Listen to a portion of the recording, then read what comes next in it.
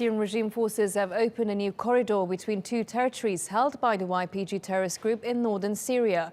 Regime forces have taken control of 24 villages in the region after Daesh militants fled the area without resisting. This provides an opportunity for the YPG militants to move supplies through regime-held corridor, something that Turkey and the Syrian opposition groups had tried to prevent by capturing al-Bab from Daesh. Abu Bakr al-Shamahi is standing by for us in Gaziantep. He joins us live now. Can you explain a bit more about where the regime have been able to advance to?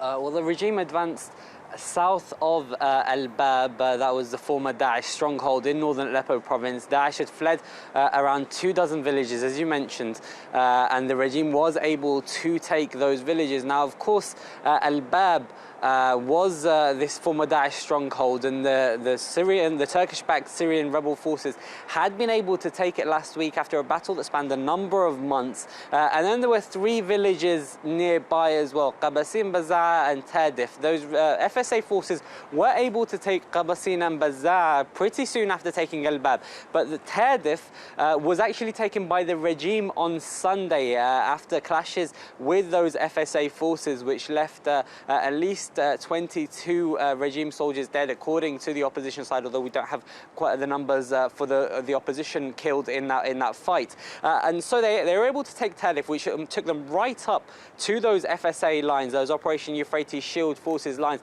And now they've been able to go right up to Membij, which is where territory controlled by the SDF, which is largely made up of the YPG, where they control areas. So now it's interesting in that they've been able to go, like I say, right up to FSA lines and right up to SDF lines as well. So what significance does this advance have? Is this regime cooperation with the SDF and YPG?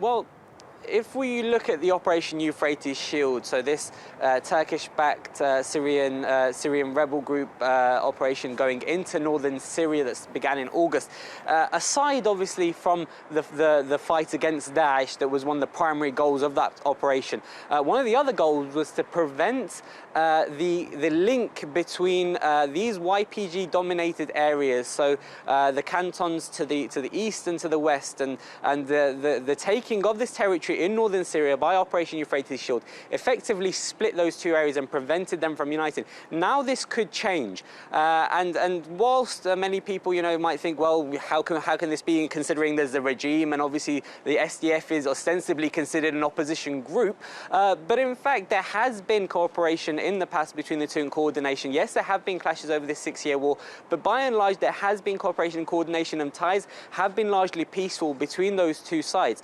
And so you have areas in Aleppo that are still controlled by the YPG, Aleppo city that is. You also have areas in some of the YPG dominated territory in the northeast of the country, in Al-Hasaka and Qamishli, that are actually controlled by the regime, and there seems to be no issue between those two sides. And the SDF spokesman actually completely welcomed this regime advance. He said it was excellent, talking in terms of possibly the civilians being able to now travel between different areas, but also this highlights or adds fuel to those who do say that the YPG, the SDF and the regime are simply two sides of the same coin, that they are actually allies, and that, in effect, this does prove it. Thanks for that, Abu Bakr al-Shamahi, on the latest from Gaziantep near the Turkey-Syria border.